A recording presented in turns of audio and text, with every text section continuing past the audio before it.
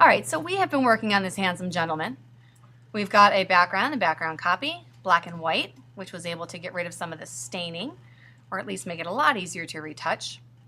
And what we're doing is making little bridges in here, right, to help with the retouching. So what I'm going to do is I'm going to work on the background layer because I'm using a combination of the clone stamp and the patch tool. In Creative Cloud, you can work on a blank layer with both of these tools. In CS6, you need to have the patch tool on a pixel layer. All right, so this is how I do it. And I don't use the Wacom because I'm too heavy on it. So let's do an option click with our clone.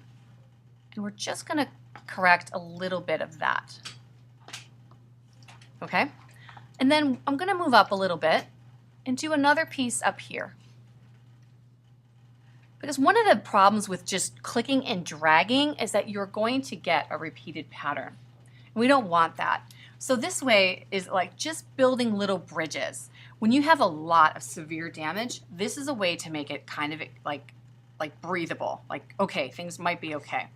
So then grab the space in between those two little spots that you cloned with the patch tool.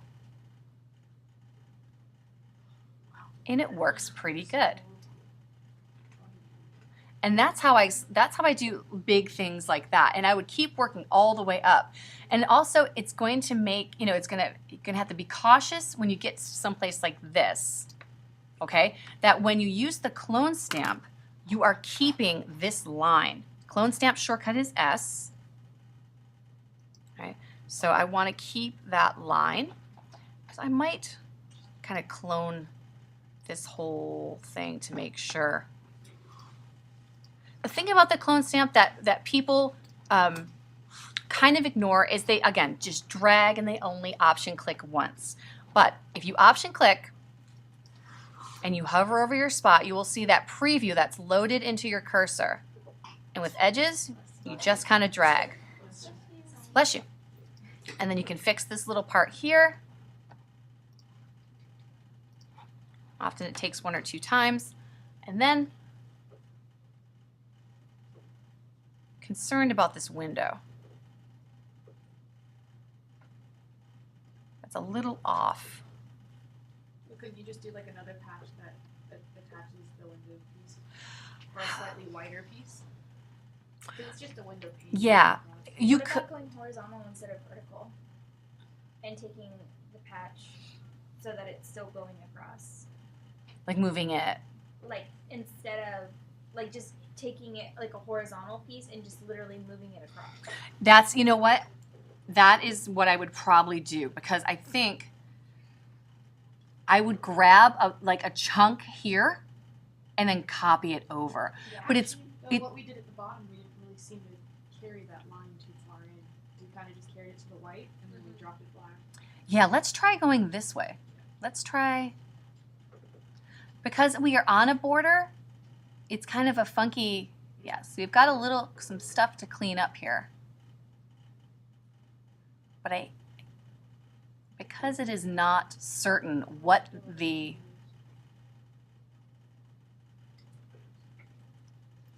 And that is patch. and that's the patch tool, right? I would try and work with as much pass as possible because it seems like this part of the window is a little thicker, and you just want it so when you zoom back out, it is not noticeable. Because when you hand this to someone, they're going to be looking at these 3 hot guys, and they're not going to be like, oh my God, look at that one window pane. That window. You know, you want to just take it down just a little bit. Same with the t-shirt. I would not grab a big old gigantic piece of this and then patch, but you could also work in little pieces. When you work too large, you lose the pattern, right? And the shirt has a pattern, and also the film has, the photograph has grain. So if you're not careful, you can lose that grain. That might not be even the best thing to. I was gonna say if we wanted to get rid of that, like the line shape or something. Let's see.